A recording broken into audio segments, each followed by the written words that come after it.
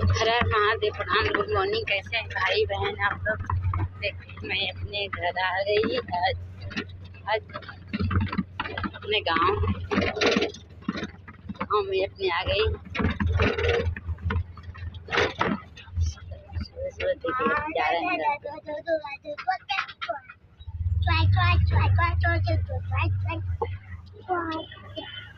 Auto में बैठी हूँ।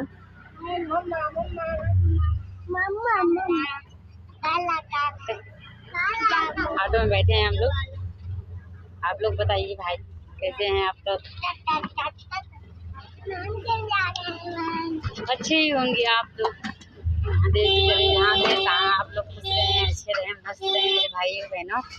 मैं तो यही दुआ करूँगी, भगवान से यही दुआ मांगती हूँ जहाँ हमारे भाई बहन रहें, जैसे रहें, खुश रहें, अच्छे रहें, मस्त रहें। तो मैं आ गई अपने घर।